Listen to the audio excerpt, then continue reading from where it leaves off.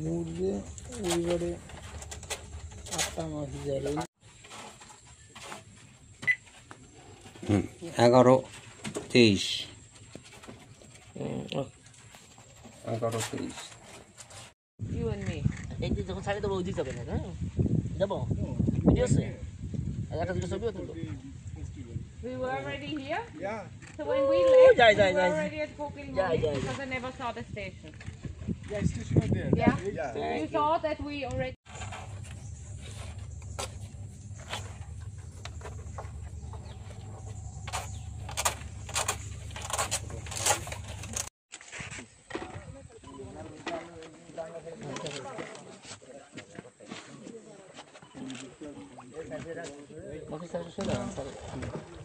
This was the main way.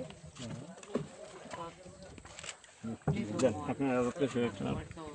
I don't know, I have to really... এদিকে এদিকে এই পাইপে আরে বিড়াল টিড়াল অনেক দূরে রেখে আসলে বাড়ির জন্য চলে আসে এদিকে এদিকে সারাটা আরেকটা আছে স্যার আমাদের যে কুমির আছে কুমিরের মাথাও জিপিএস আছে মানে এইটি আছে স্যার মানে আমাদের এখানে একটা কুমির ধরেছিলাম ওই সারা ধরে নিয়ে আসলে আছে সরিয়া দাম বেশি রাখা হয়েছে খুলনা রেখে আমাদের এখানে প্রায় 1-1.5 বছর রাখার পরে আমরা ওই যে জিপিএস লোকেশন দিয়ে স্যাটেলাইট ট্রান্সমিটার ডিভাইস সেট করে ছাড়া হয়েছিল ধন্যবাদ। আসলে আপনারা অনেকে জানেন যে বাটাকুল বাসকাবা সুন্দরবনে আমাদের কচ্ছপ নিয়ে অনেক কাজ হচ্ছে দীর্ঘদিন যাবত আমরা এই কাজটা করছি। কেন এই কাজটা করছি আমরা অনেকে জানেন, আপনারা জানেন যে পৃথিবীতে 300 প্রজাতির কচ্ছপ আছে। এটা 3টে ভাগ আছে, একটা হচ্ছে টর্টয়েস, একটা টার্টেল এবং একটা ট্রাফিক। টর্টয়েসগুলো সাধারণত পাহাড়ে পর্বতে থাকে, টার্টেলগুলো থাকে আপনাদের এই ধানের ক্ষেত বা মিষ্টি পানিতে, আর ট্রাফিন থাকে নদী বা সাগরে।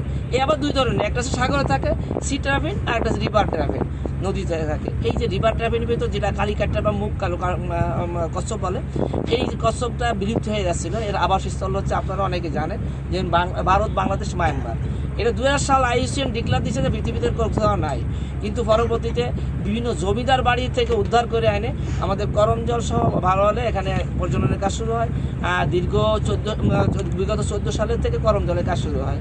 এখানে এই যে প্রজননগুলো করার ফলে বেশ কিছু বাচ্চা হয়েছে, এ পর্যন্ত প্রায় 500-এর বেশি বাচ্চা হয়েছে। এই যে বাচ্চাগুলো হয়েছে, বাচ্চাগুলো লালন পালন করে আমরা এখন কী করবো, এই কচ্ছপের আবাসস্থল একসময় সুন্দরবনে ছিল, আমরা চাচ্ছি সেখানে ফিরে যাক। এই ফিরে যাওয়ার জন্যই আমরা এখন প্রথম যে পাইলট প্রজেক্টের মতো আমাদের কাজটা করার দরকার সেটা করতেছি। আমরা 2022 সাল থেকে সুন্দরবনের বিভিন্ন পুকুরে আমরা কিন্তু কিছু কচ্ছপ ছাড়িয়েছি। যেমন 22 সালে ছাড়িয়েছিলাম কোকিলমণি 20টা, পাটকুষ্টায় 10টা এবং দোবেকিতে 10টা।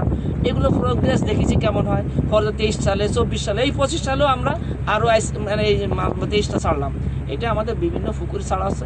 এ পর্যন্ত মোট 134টা কচ্ছপ আমাদের বিভিন্ন পুকুরে অবমুক্ত করা হয়েছে। এই 134টা কচ্ছপে কী প্রোগ্রেস আছে এটা দেখার জন্য আজ দীর্ঘ 4 দিন টহল করে আমরা আসলাম। আমরা সব পুকুরগুলো গেছি।